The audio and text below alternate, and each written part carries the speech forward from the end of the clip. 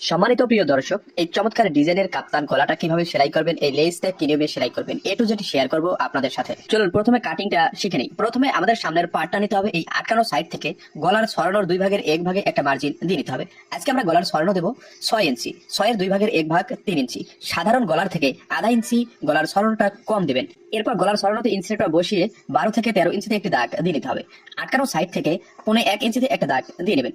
এরপর গলার ছড়ানো এবং এই 1.5 ইঞ্চি স্কেল বসিয়ে একটা মার্জিন টেনে নিতে হবে। এরপর এই মার্জিন অনুযায়ী আমাদের গলাটা কাটিং করে নিতে হবে। তো আপনি যদি আমার এই পেজে নতুন হয়ে থাকেন, অবশ্যই পেজটা ফলো করে সাথে থাকুন। সামনের গলাটা এই নিয়মে কাটিং করে নেওয়ার পর পিছনের পার্টে কোনো ধরনের কোনো গলা কাটিং করতে হবে না। তো সামনের পার্ট পিছনের পার্ট এই নিয়মে এক সাইড করে রেখে দিব। এরপর গলার পট্টির জন্য 1.5 ইঞ্চি একটা পেস্টিং এইভাবে আমাদের বসিয়ে নিতে হবে। প্রথমে আমরা গলার পট্টিটা সেলাই করে নিই। গলার পট্টিতে আমাদের লেসটা এই নিয়মে বসিয়ে আমাদের সেলাই দিয়ে আটক করে নিতে হবে। তো শুরু থেকে শেষ পর্যন্ত এক সমান সেলাইটা নিতে হবে, কোথাও চিকন কোথাও মোটা করা যাবে না। এই নিয়মে লেসটা সেলাই করে নেওয়ার পর লেসের বাহিরের সাইডে যে বাড়তি কাপড়টা আছে এই কাপড়টা লেসের দিকে ভেঙে দিতে হবে। তো এমন চমৎকার সব ডিজাইনের কাটিং এবং সেলাই ভিডিও দেখতে আমাদের এই পেজটা ফলো করে সাথে থাকুন।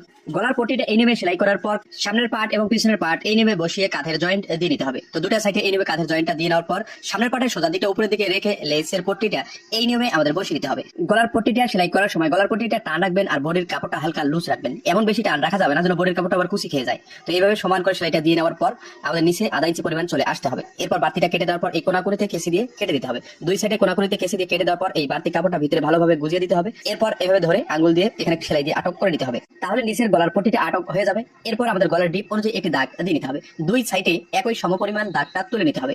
এরপর একটা পট্টি দিয়ে গলার ডিপ অনুযায়ী বাড়তিটা আমাদের আটক করে নিতে হবে, যাতে গলার ডিপটা বড় না হয়ে যায়। তো এই নিয়মে 4 পাশ সেলাই দিয়ে নিতে হবে এবং এই সেলাইয়েই আমাদের 4 পাশ একটা টপ সিন দিয়ে নিতে হবে, যাতে গলার কাপড়টা উল্টা দিকে উল্টে না আসে। আর এই চাপ সেলাইটা দিয়ে নিলেই আমাদের এই কাপ্তান গলা কিন্তু সেলাই রেডি হয়ে যাবে। তো ভিডিওটা যদি আপনার উপকারে আসে অবশ্যই ভিডিওটা বেশি বেশি শেয়ার করুন। ধন্যবাদ।